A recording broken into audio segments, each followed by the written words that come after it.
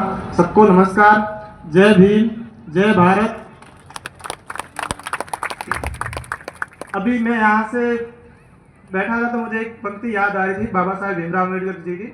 उन्होंने बोला कि किसी समाज का हमें अगर आकलन करना है ना, तो वहाँ की महिलाओं की स्थिति कैसी है, वो अगर अच्छी है तो इसका मतलब वो समाज अच्छा है। तो मुझे आज लग रहा है कि बहुत अभी प्रगति कर रहा है। जब 2016 में मैं MS फॉर्म पढ़ता था, मेरा लास्ट प्रोग्राम वही था जो समाज का प्रोग्राम मैंने अटेंड किया था। उसके बाद मैं कोई प्रोग्राम में नहीं आ पाया था। तो उसके बाद से आज जो मैं प्रगति देख रहा हूँ, वो मुझे काफ़ी अंदर से मतलब प्रसन्नता हो रही है। और मैं सही बता रहा हूँ आपसे, एक शिकायत पक्की करता था कि लड़कियों के लिए यहाँ पे हॉस्टल नहीं है। ये मेरी सबसे बड़ी शिकायत थी, लेकिन आज आपने मुझे पहली बार यहाँ पे मंच पे बुला के ऐसा काम किया। मैं आपका बहुत बहुत हृदय की गहराई से आपका बहुत बहुत धन्यवाद ज्ञापित करता हूँ।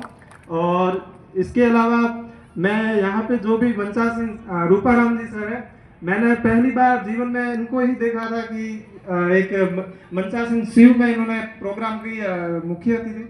आज मुझे इनके साथ बैठने का मौका मिला और पहला ही प्रोग्राम है।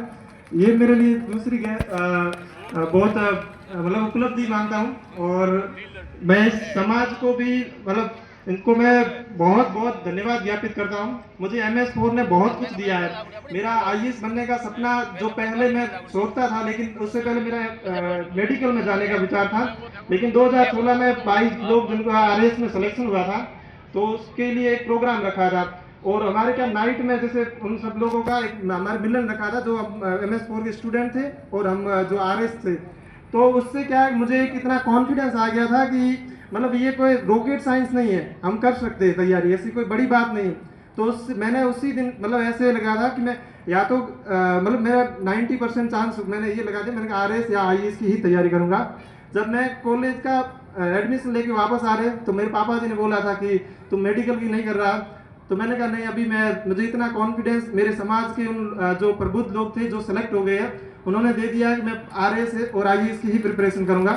तो कॉलेज के साथ साथ मैं कल्चरल एक्टिविटी जो एक्स्ट्रा करिकुलर एक्टिविटी थी उनमें काम करता था। उन्होंने मुझे बहुत कॉन्फिडेंस दिया। तो मैं भी यहाँ पे जितने भी युवा साथी हैं उनको बोलता हूँ, पढ़ाई के साथ साथ और भी जो जो कल्चरल एक्टिविटी है उनमें पार्टिसिपेट करें। जो जो अच्छी कॉलेज है वहाँ जाए, वहाँ पढ़े। वहाँ पे आप यहाँ पे आप जैसे केवल 1 वीक सीरीज पढ़ के और केवल एग्जाम के टाइम पढ़ के ऐसे मत पास किया करो। ज़्यादा से ज़्यादा ऐसे ऐसे प्रोग्रामों में या ऐसे ऐसे इवेंटों को ऑर्गेनाइज करो, डिबेट में पार्टिसिपेट करो। बहुत सारी ऐसी कल्चरल एक्टिविटी है जो आपकी पर्सनैलिटी डेवलपमेंट में काम आती है, जो आपको अगर आप ऐसी प्रशासनिक सेवा में जाते हो तो वहाँ पे इंटरव्यू में आपकी एक्सप्रेशन है, आप बैठते हो। मैं हमारे जो वासुदेव जी है जो RS सेलेक्टेड है पिछली बार, तो वो डिबेट वगैरह इसमें अच्छे से पार्टिसिपेट करते, तो उनको बहुत अच्छे नंबर मिले। जिस बार 50 नंबर एवरेज थे, उनको 72 के समथिंग मार्क्स मिले थे। तो ये चीज़ें बहुत लाइफ में आपको इम्प्रूवमेंट करते हैं। और इसके अलावा मेरा ये भी है, एक थ्योरी होती है कि आप जीवन में जो जो चीज़ें सीखते हो वो एक बार आके कनेक्टिंग डॉट्स, मतलब आपने जो जो जहाँ जहाँ सीखा है वो एक बार अगर किसी चीज़ में आप शिद्दत से लग जाते हो तो वो सारे एक्सपीरियंस आपको याद दिलाते हैं कि हाँ, यहाँ पे मैंने उस समय ये गलती की थी, तो इसको मैं यहाँ से ऐसे सुधार सकता हूँ। तो इसलिए बहुत अच्छी अच्छी चीज़ें अपने जीवन में करते रहे। बाकी महिला जो अभी बालिका छात्रावास खोला है, इसमें सभी गर्ल्स जितनी भी है उनको आपके लिए मुझे लगता है यहाँ पे सिक्योरिटी के इश्यू के चलते काफ़ी अनुशासन रहने के लिए बोला जाएगा। तो मैं उन सबसे, मेरी बहनों से, मैं छोटी बहनों से ये विनम्र निवेदन करता हूँ कि आप आत्म अनुशासन रहे और आपकी सिक्योरिटी मतलब आपसे ही सुनिश्चित होगी। अगर आप आत्म अनुशासन रहेंगे तो सिक्योरिटी अपने आप इंश्योर होगी। तो जो भी वहाँ के नियम हो, जो भी उनके कानून हो, उनको प्रॉपर उनका पालन करें और आप उत्तरोत्तर प्रगति करें। जो हमारे MS4 हॉस्टल का जो लक्ष्य है कि हम आगे उत्तरोत्तर वृद्धि करें, उस पर हम खरे उतरे, रेगुलर मेहनत करें। वे आपको मोटिवेशन के रूप में मैं एक बात बताऊं, जो मैंने भी कई एग्जाम दिए, मुझे भी बहुत फेलियर देखने को मिला। कभी डीमोरलाइज भी हुआ, डीमोटिवेट भी हुआ, लेकिन एक मन में थी कि रेगुलर मेहनत करता रहूं।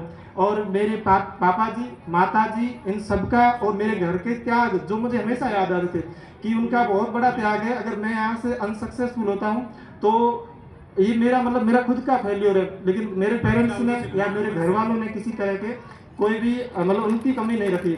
तो सबका बहुत बहुत धन्यवाद। और लास्ट में मैं यही कहना चाहूँगा कि एक तो नशे की प्रवृत्ति जो बहुत बढ़ रही है, मैं इसको अभी काफ़ी मैं रैलियाँ वगैरह देख रहा था, ऑनलाइन चल रही है। मैं अपने सभी समाज जो भी प्रबुद्धगण बैठे हैं उन सबसे विनम्र निवेदन करता हूँ कि प्लीज़ जितना कम से कम हो नशे को बंद करो, मतलब बिल्कुल ही बंद करो, आप जितना हो सके इतना करो, मेरा सबसे यही निवेदन है। दूसरी बात, मृत्यु भोज जिसका मैं मतलब कड़े शब्दों में विरोध करता हूँ, कड़े शब्दों में, मतलब आप जितना भी मतलब आप कोई भी आर्ग्यूमेंट दो, आप मेरे से डिबेट कर लो, मैं आपको हर डिबेट में मना कर दूंगा कि ये चीज़ यहाँ गलत है, इसको बंद करो। इसके पैसे हमारे आदरणीय गुरुजी वेदाराम जी ने जो मुहिम शुरू की है कि जो हमारे वो पैसे हम शिक्षा में इन्वेस्ट करेंगे, हम कर्ज लेके मृत्यु भोज नहीं करेंगे, हम कर्ज लेके बेटों को पढ़ाएंगे, बेटियों को पढ़ाएंगे, हम कर्ज लेके ये काम करेंगे, निवेश करेंगे, हम ऐसे बिना फालतू के फिजूल खर्ची नहीं करेंगे।